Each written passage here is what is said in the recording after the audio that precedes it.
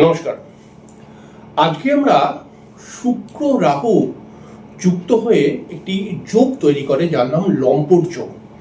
এই যোগকে নিয়ে আলোচনা করব। এই যোগটি কতটা ভালো, এই যোগটি কতটা খারাপ, বা এই যোগটি কি কন্ডিশনে খারাপ হয়ে যায়, কতটা ভালো দেয়, অর্থাৎ এই যোগ যদি কারো জন্মছকের মধ্যে থাকে, এই সমস্ত বিষয় নিয়ে আলোচনা করব। দেখুন, শুক্র রাহু যদি জন্মছকের কোনো একটি ঘরের মধ্যে থাকে তাহলে পারে এটিকে লম্পট যোগ বলা হয়। এই যোগটিকে কিন্তু ভালোভাবে এই যোগটি থাকলে পারে কিন্তু বেশ কিছু সমস্যা তৈরি করে, জীবনটাকে ভালোর থেকে খারাপের দিকে কিন্তু নিয়ে চলে যেতে পারে। যদি শুক্র রাহু আপনার জন্মছকের মধ্যে থাকে তাহলে আমাকে প্রথমে দেখতে হবে যে এই যোগটি কি দেয়, প্রথমে এটা জানতে হবে। দেখুন, শুক্র হচ্ছে ভোগ বিলাসের কারক গ্রহ, শুক্র হচ্ছে সেক্সের কারক গ্রহ, শুক্র হচ্ছে কামনা বাসনার কারক গ্রহ। আর রাহু যেই গ্রহের সঙ্গে বসে সেই গ্রহের গুণটাকে নিজের মধ্যে নিয়ে চলে আসে।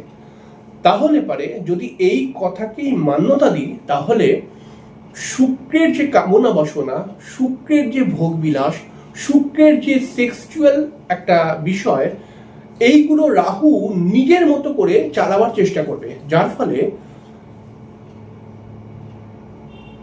একজন মানুষের মধ্যে অত্যাধিক কামনা বাসনা দেখতে পাওয়া যাবে, একজন মানুষের মধ্যে লোভ দেখতে পাওয়া যাবে।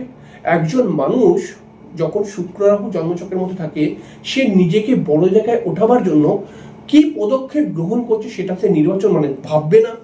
এবং শুক্র রাহু বেশিরভাগ সময় দেখা যায় যে ভালোবাসা টিকতে দেয় না, আর ভালোবাসার মধ্যে অল্প দিনের মধ্যেই কিন্তু শারীরিক সম্পর্ক, সেক্সুয়াল রিলেশন এবং তারপরে বিভিন্ন ঝামেলা, বন্ডিং প্রবলেম এগুলো চলে আসে। আসলে শুক্র রাহু নির্মলভাবে ভালোবাসা করতে দেয় না।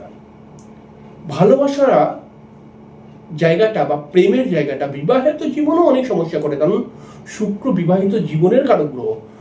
যদি কারোর জন্মছকের মধ্যে শুক্র রাহুর কম্বিনেশন থাকে তাহলে সেটা সপ্তম ভাবে থাকতে হবে এরকম কোনো মানে নেই, যেখানেই থাকুক তার অটোমেটিক্যালি বিবাহিত জীবনের সমস্যা আসবে। বিশেষ করে ছেলেদের ছকের মধ্যে যদি শুক্র রাহু থাকে তাহলে তার তো বিবাহিত জীবনের সমস্যা আসবেই আসবে। কিরকম সমস্যা? হাজবেন্ড ওয়াইফের মধ্যে প্রচন্ড বন্ডিং প্রবলেম, বিবাহিত জীবনের মধ্যে স্বামী স্ত্রীর মধ্যে তৃতীয় ব্যক্তির আগমন, তার বিবাহ বহির্ভূত প্রেম ক্রিয়েট হতে শুরু হবে, তার তার বিবাহিত জীবনের মধ্যে যে ফ্যামিলি যে রোম্যান্স বা যে সেক্সুয়াল পাওয়ার এটাও কিন্তু আস্তে আস্তে করে ডাউন হয়ে যাবে। প্রথম দিকে এটা একটু বিকৃত রূপ নেবে, তারপরে কিন্তু ডাউনের দিকে যাবে। এই শুক্র রাহু একসঙ্গে থাকলে পরে কিন্তু আর্থিক লসও অনেক সময় করিয়ে দেয়। এই শুক্র রাহু কিন্তু পারিবারিক অশান্তিরও কিছুটা কারণ। এবং যেহেতু আমরা শুক্র থেকে আমরা শরীরের যেমন হরমোন, শরীরের মধ্যে যেমন হরমোনগুলো রয়েছে সেই হরমোনগুলো, বা আমাদের যে শুক্র থেকে যে রোগ দেখতে পাওয়া যায়, সুগারের প্রবলেম, গাইনোকাল প্রবলেম, এইরকম কিছু প্রবলেম কিন্তু আসতে পারে। এটা মেয়েদের ছকের মধ্যে যদি শুক্র রাহু থাকে। তাহলে এই যোগটি চরম এফেক্টেড কখন হয়ে যায়? যখন শুক্র এবং রাহু ডিগ্রিগতভাবে 10 ডিগ্রির মধ্যে থাকবে তখন এই যোগটার কিন্তু অনেক জটিলতা বৃদ্ধি পায়। এই যোগটি কিন্তু একজন মানুষ অনেক সময় লোভে পা দিয়ে বেশ কিছু ভুল করে ফেলতে পারে। এই যোগটি একজন মানুষের মধ্যে কামনা বাসনা বাড়িয়ে দেয়, ভোগ বিলাসের ইচ্ছা বাড়িয়ে দেয়। এই শুক্র রাহু যদি একসঙ্গে থাকে তাহলে পারে কিন্তু বিবাহিত জীবনকে টিকতে দেয় না বিভিন্ন কারণে। তো এই শুক্র রাহুর যোগটা যদি ডিগ্রিগতভাবে শুক্র রাহু একসঙ্গে থাকে তাহলে এই যোগটার প্রভাব অনেকাংশে বেড়ে যায়। কিছু সময় যোগটার এফেক্ট কমতে দেখা যায়। কখন সেটা? ধরুন শুক্র রাহু ডিগ্রিগতভাবে কমসে কম 15 ডিগ্রির পরে, 16 ডিগ্রি 17 ডিগ্রির অন্তরে আছে শুক্রের ডিগ্রি এবং রাহুর ডিগ্রির মধ্যে 17 ডিগ্রি 18 ডিগ্রি 20 ডিগ্রি 22 ডিগ্রির তফাৎ রয়েছে, তখন যোগটা এফেক্টেড, নেগেটিভ এফেক্ট কম দেয়।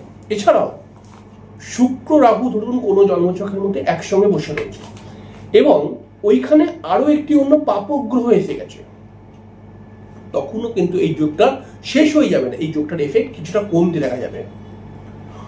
আবার বলছি, শুক্র রাহু ধরুন আপনার জন্মছকের মধ্যে কোনো একটি ঘরের মধ্যে বসে রয়েছে, আর ওখানে অন্য কোনো একটি পাপগ্রহ এসে গেছে। পাপগ্রহ মানে কি, রবি হোক, শনি হোক, মনে করা যাক মঙ্গল হোক, এই গ্রহগুলো এসে গেছে, তাহলে এই শুক্র রাহুর এফেক্ট কিছুটা কমতে দেখা যাবে। এই শুক্র রাহু জন্মছকের মধ্যে থাকলে অনেক সময় দেখা গেছে কিছু ঋণের মধ্যে জড়িয়ে ফেলতে পারে। অর্থাৎ একজন মানুষের জন্মছকে শুক্র রাহু থাকতে পারে সে কোনো ঋণের মধ্যে জড়িয়ে পড়তে পারে, অথবা তার কোনো বড় আর্থিক লস ক্রিয়েট হয়ে যেতে পারে। ঠিক আছে, তাই এই শুক্র রাহু যোগটিকে ঠিক করা অবশ্যই দরকার। এটা ঠিক করতে গেলে লম্পট দোষ কাটানো হয় বিভিন্ন কবজের মাধ্যমে। এটার কোনো স্টোন রেমিডি আমার জানা নেই। শুক্র রাহুর দোষের হাত থেকে বাঁচতে গেলে পারে 2-3-4টি বিষয় আপনাকে মাথায় রাখতে হবে। সেখানে হচ্ছে কোনোদিন দিনের বেলায় শারীরিক সম্পর্ক করবেন না। সেটা আপনি মানে যারা স্বামী স্ত্রী রয়েছে তাদেরকেও বলবো যে দিনের বেলায় কিন্তু কখনো শারীরিক সম্পর্ক করবেন না, তাহলে শুক্র রাহু এফেক্ট অনেক বেশি হয়ে যাবে। শুক্র রাহুর যোগ যদি আপনার জন্মছকে থাকে তাহলে বেশিরভাগ সময় চেষ্টা করবেন ড্রিঙ্কস বা মদ না খাওয়ার। আর মদ খাবেন যদি খেতে হয় তাহলে সেই মুহূর্তে যেন 1 ঘন্টা 2 ঘন্টার মধ্যে কোনো গুরুত্বপূর্ণ সিদ্ধান্ত নিতে হবে, সেটা যেন না হয়।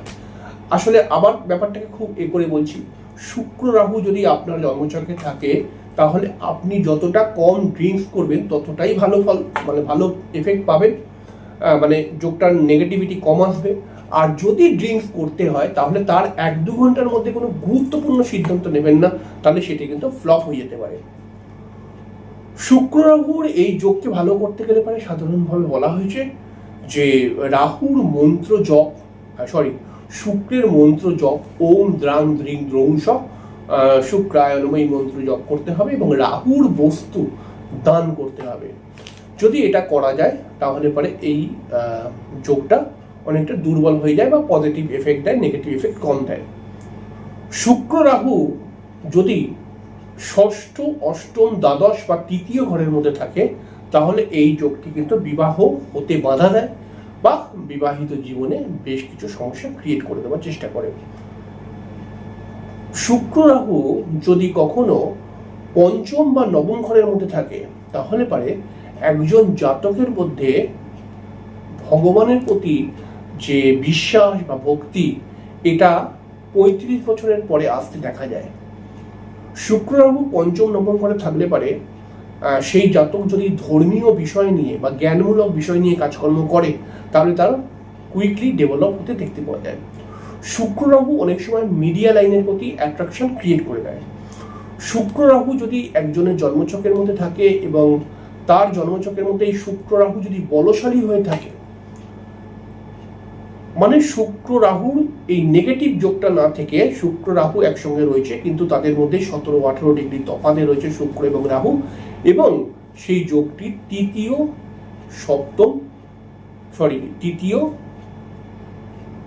চতুর্থ, পঞ্চম, নবম এবং দশম, একাদশ ঘরের মধ্যে যদি থাকে এবং সেই জাতক যদি মিডিয়া লাইন নিয়ে কাজ করে তাহলে পরে তার ডেভেলপমেন্ট ক্রিয়েট হতে দেখতে পাওয়া যায়। শুক্র রাহু যদি একজনের জন্মছকের মধ্যে থাকে তাহলে পারে কিন্তু তার শেয়ার খেলার দিকে, শেয়ার মার্কেট হয় না, শেয়ার খেলার দিকে ঝোঁক বাড়ে, শেয়ারে সে কিছু লাভ পায়, আবার হঠাৎ কিন্তু তার অনেক কিছু লসও হয়ে যায় শেয়ারের মাধ্যমে। এরকম আরো বেশ কিছু বলা যায় ভাবনা চিন্তা করে, তবে এরকম ধরনেরই কিন্তু বিষয়টা হয় সাধারণ দৃষ্টিকোণ থেকে। আপনি তো দেখুন, আপনিও তো একজন জ্যোতিষ বা জ্যোতিষ প্রেমী মানুষ, আপনার দৃষ্টিকোণ থেকে শুক্র রাহু কেমন ফল দিতে পারে সেটাও কিন্তু আপনি আপনার মতামত অনুসারে কমেন্টসে জানাবেন এবং অবশ্যই চ্যানেলটিকে সাবস্ক্রাইব করবেন, কারণ এখন কিন্তু প্রতিদিন জ্যোতিষের অনুষ্ঠান করে যাব এবং জ্যোতিষের অনুষ্ঠানগুলি আপনার কেমন লাগছে অবশ্যই কিন্তু আপনার মূল্যবান বক্তব্য লিখতে ভুলবেন না কমেন্টসে। যাই হোক, আসছি, পরে থেকে দেখা হয়ে যাবে। নমস্কার।